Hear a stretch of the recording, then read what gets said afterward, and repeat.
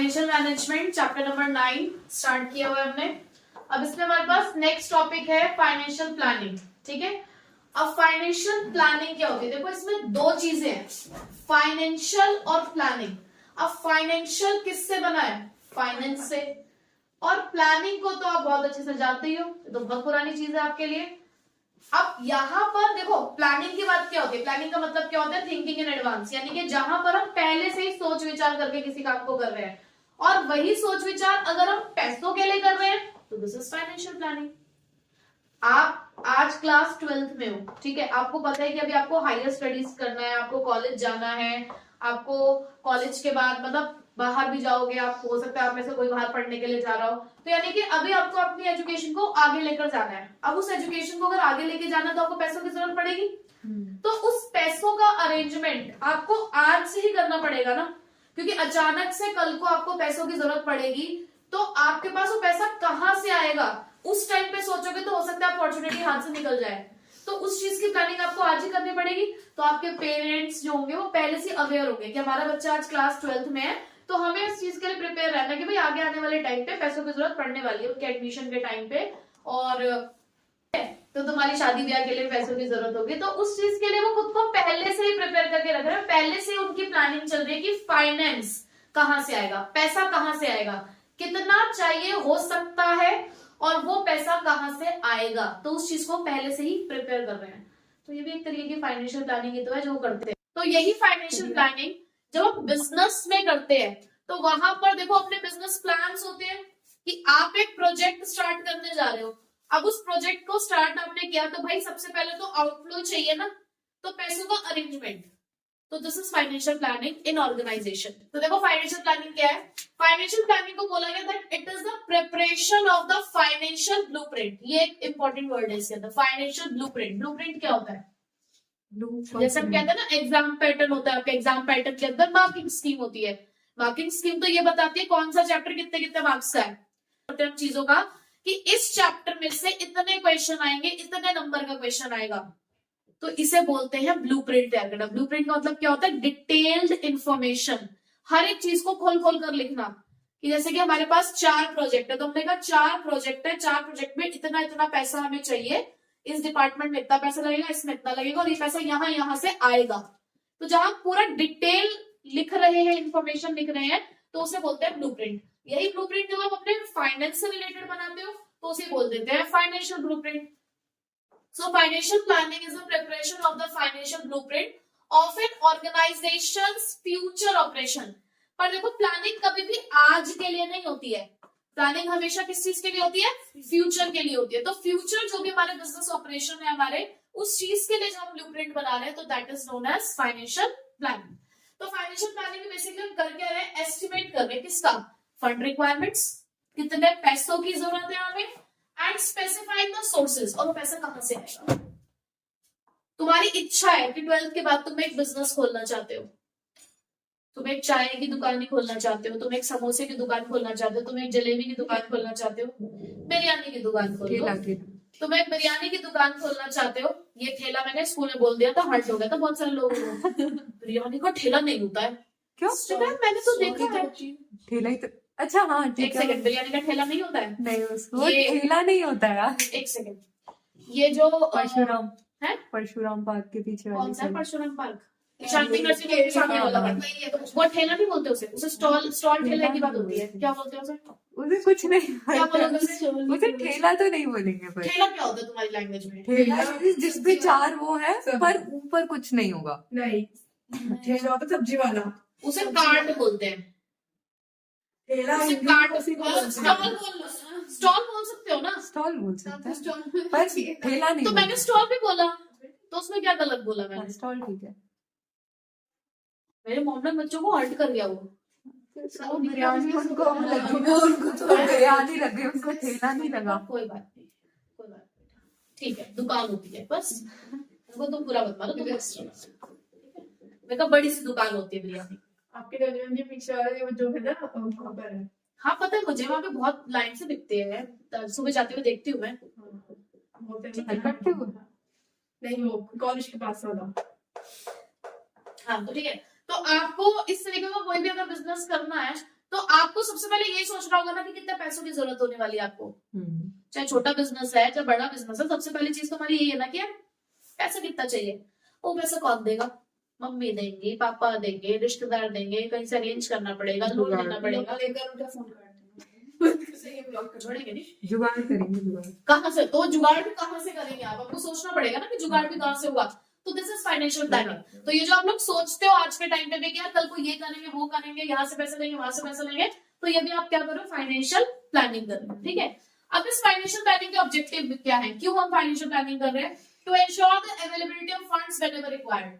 वो प्लानिंग की क्या जो जरूरत पे काम ना है। तो ऑब्जेक्टिव्स ऑफ फाइनेंशियल प्लानिंग में पहला ऑब्जेक्टिव ये कि to ensure the availability of funds whenever required, यानी कि जब भी पैसों की जरूरत हो तभी पैसे हमारे पास हो। हमने इसलिए तो प्लानिंग की थी कि हम अपना बिजनेस हमने चलाना शुरू किया, चलाते चलाते में फिर से पैसों की जरूरत पड़ी, तो हमें पता होना चाहिए ना कि अब पैसा कहाँ से आएगा। whenever required, यानी कि जब भी जरूरत पड़ रही है तभी हमें पता होना चाहिए कि हमारे लिए सोर्स ऑफ फंड क्या है, कहाँ से आएगा। ठीक है, जैसे तुम लोगों को कई बार घूमने घूमने जाना होता है तो तुम लोग भी पहले से प्लानिंग करते हो ना कि पैसा कहाँ से आएगा, किससे लेना है, हमारे लिए कौन सा वो सोर्स है। 400 अभी पापा करते हो से, यार तुम। 400 पापा से, 500 मम्मी से। हाँ। उसके बाद खुद से। To ensure that unnecessary funds is not raised. देखो जिस तरीके से इनएडिक्वेट फंडिंग अच्छी नहीं होती, इनएडिक्वेट फंडिंग मतलब पैसों की कमी, उसी तरीके से ज्यादा पैसा भी अच्छा नहीं होता। Excess of everything is bad. चल रही है ना वीडियो? तो अच्छा, तो एक्सेस फंडिंग बैड क्यों होती है, एक्स्ट्रा पैसा क्यों बैड है?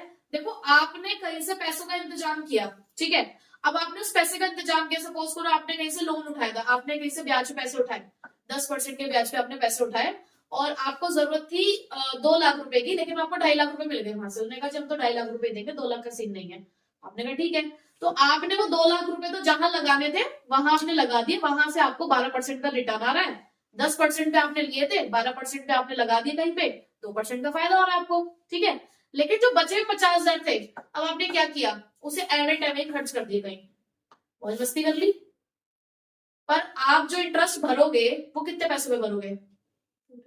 पूरे 2.5 लाख पे ना, जबकि कमा आप कितने पैसों पे रहे हो? सिर्फ 2 लाख पे। तो ये जो 50,000 रुपए आपने एक्स्ट्रा रेस करे वो आपने बिना मतलब के खर्च करे ना। अननेसेसरी फंड रेज हुआ या नहीं हुआ आपका? अननेसेसरी कॉस्ट ऐड हुई या नहीं हुई आपकी? आपको पूरे 2.5 लाख पे 10% भरना पड़ रहा है। कितना?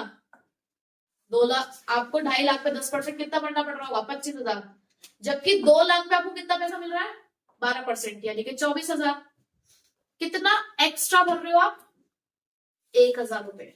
वो 1,000 रुपए कहने को चलो कह रहे हो कि 1,000 तो कुछ नहीं होता, लेकिन अगर आप वो पैसा खर्च नहीं करते, अननेसेसरी फंड रेज नहीं करते, तो क्या वो आपको एक्स्ट्रा 1,000 रुपए भरने पड़ते?